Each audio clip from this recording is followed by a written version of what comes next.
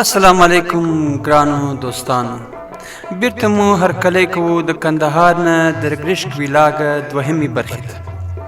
په لومړۍ برخې کې مو د سفر عمومي بڼه، کلتور، طبیعت او د خلکو مینه وښوده، خو دا برخه ژور ده، شخصي ده او له ژوند سره نږدې ده.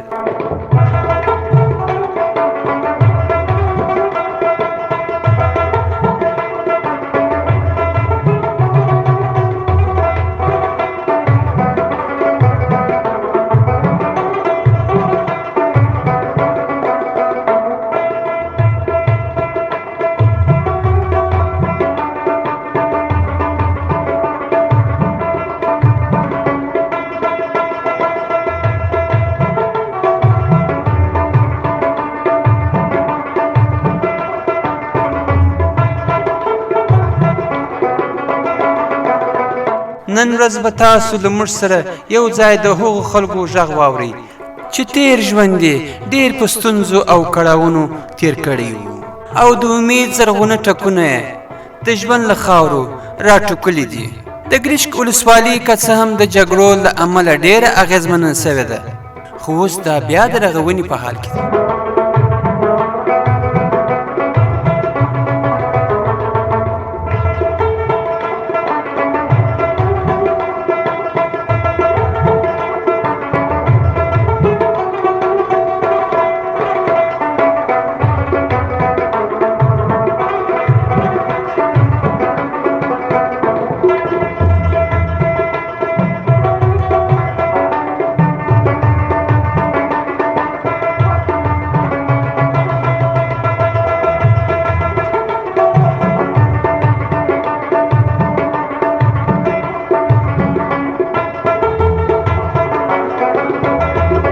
موږ یو کوچني کلي ته ولاړو، چیرې چې ماشومان د خټو له منځه ښوونځي ته روان وو. کتابونه یې زاړه وه، خو سترګې یې د لویو هیلو ډکې وې. یوه مور چې خپله لور یې ښوونځي ته استوله، موږ ته یې وویله زما خوب دا و چې زما اولادونه به د جنګ نه بلکې د کتاب له لارې جګړه وکړي، د قلم جګړه.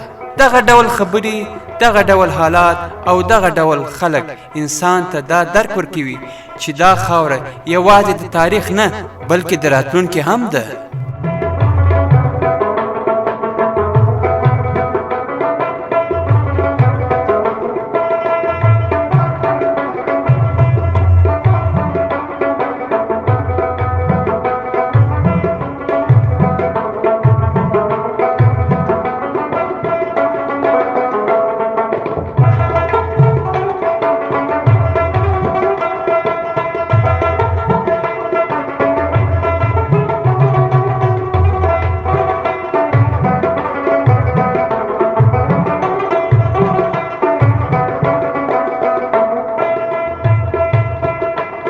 موږ د ګرشک بازار ته ولاړو، چیرې چې د ژوند شور بیا اورېدل کېده.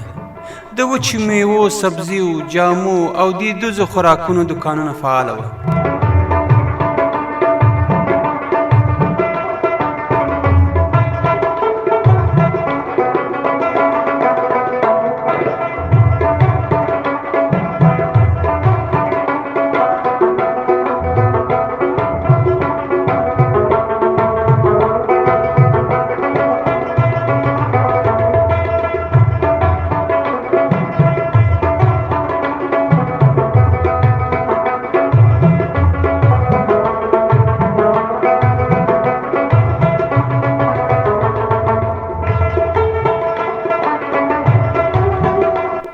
یو پیرودونکي وویل مخکې به مو سر یوازې د بقا لپاره کښته کاوه، اوس یو څه انتخاب هم لرو.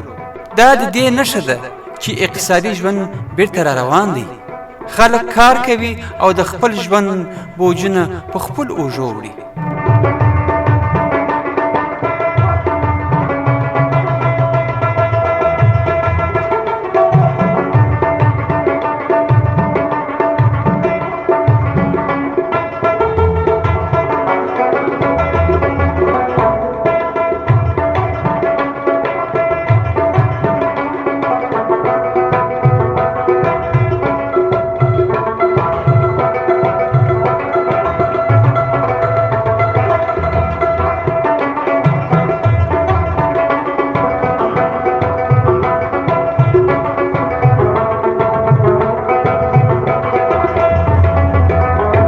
په سماوارونو او رستورانونو کې لا هم د جرګو خبرو اترو او دوستی دود روان دی.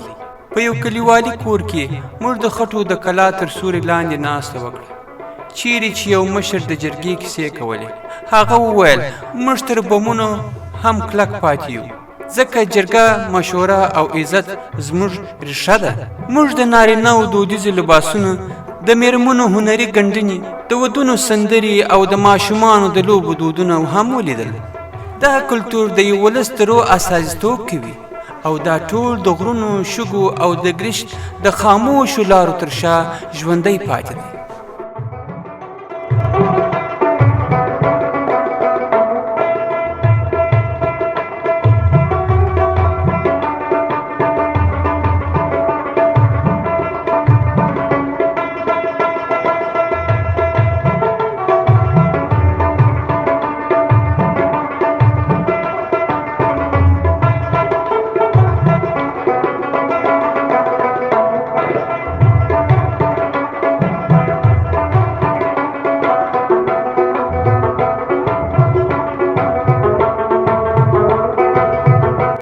بله برخه کې مو یو ښوونځی ولید، چیرې چې یو ځوانه معلمه ماشومانو ته درس ورکاوه.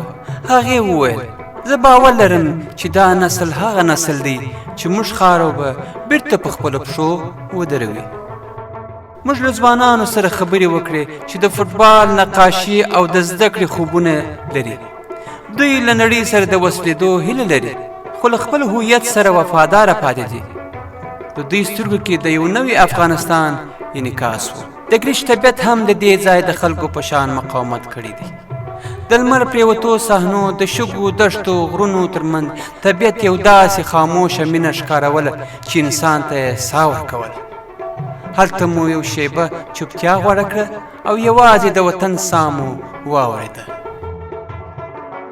ګرانو لیدونکو، دا برخه یوازې ویډیو نه ده، دا د یو ولس د بیرته راپاڅېدو سندر ده. که ته له دې خلکو، دې منظرې او دې احساس سره وصل سوې، نو پوه چې دا خاوره ژوندۍ ده او ته هم د دې ژوند برخه یې. تر بر ویلاګه دا وطن مه هېروئ، دا خلک ستاسې خلک دي، دا کلتور ستاسې هویت دی. الله مو مل شه.